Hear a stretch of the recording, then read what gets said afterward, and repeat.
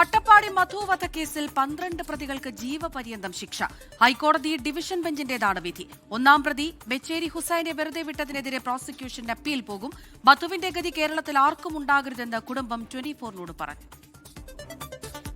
കേസിലാകെ 16 പ്രതികൾ. 2 പേരെ വിചാരണ കോടതി നേരത്തെ വെറുതെ വിട്ടു. 13 പേർക്ക് 7 വർഷം കഠിന തടവ് വിധിച്ചിരുന്നു.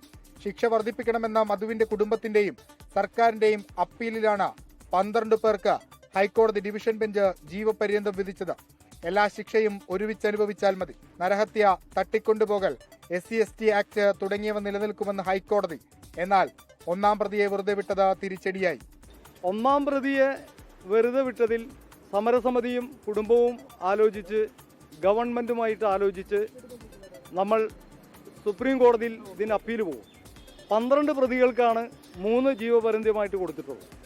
4ഉം 11ഉം പ്രതികളെ കീഴ്ക്കോടതി നേരത്തെ വെറുതെ വിട്ടതാണ്. ഒപ്പം നിന്നവർക്ക് നന്ദിയെന്ന മധുവിന്റെ കുടുംബം 30 ലക്ഷം രൂപ നഷ്ടപരിഹാരം നൽകാനും കോടതി ഉത്തരവിട്ടു.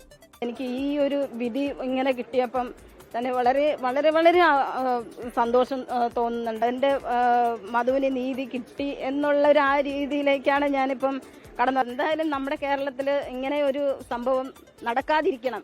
ഇനി ഇങ്ങനെ നടന്നു കഴിഞ്ഞാൽ ഇതാണ് ശിക്ഷ എന്നുള്ളത് അവർക്ക് ബോധ്യം ഉണ്ടാവണം. 16ആം പ്രതി മുനീറിന്റെ 3 മാസത്തെ ശിക്ഷ 1 വർഷമാക്കി ഉയർത്തി. 11 പ്രതികളെ വെറുതെ വിട്ട വിചാരണ കോടതിയുടെ നടപടി ഡിവിഷൻ ബെഞ്ച് ശരിവെച്ചു. 2018 ഫെബ്രുവരി 22-നാണ് ഭക്ഷണം മോഷ്ടിച്ചെന്നാരോപിച്ച് മധുവിനെ തല്ലിക്കൊന്നത്. വിചാരണ കോടതിയിൽ 24 സാക്ഷികൾ കൂറുമാറിയിരുന്നു. പ്രബുദ്ധ കേരളത്തിന്റെ മുഖത്തേറ്റ അടിയായിരുന്നു അട്ടപ്പാടിയിലെ മധുവിന്റെ കൊലപാതകം. വിശപ്പായിരുന്നു കൊലപാതകത്തിന്റെ കാരണം. മധുവിന്റെ സഹോദരി പറഞ്ഞ പോലെ ദൈവത്തിന്റെ സ്വന്തം നാട്ടിൽ ഇനി ആൾക്കൂട്ട കൊലപാതകങ്ങൾ ഉണ്ടാകാതിരിക്കട്ടെ.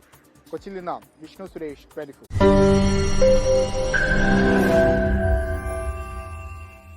ലോകത്തെവിടെയായാലും ഏത് സമയത്തും 24 വാർത്തകളും ഓഗ്മെന്റഡ് റിയാലിറ്റി പാക്കേജുകളും എക്സ്പ്ലെയിനറുകളും വിശദമായി കാണാൻ ഞങ്ങളുടെ യൂട്യൂബ് ചാനൽ നിങ്ങൾക്ക് സബ്സ്ക്രൈബ് ചെയ്യാം.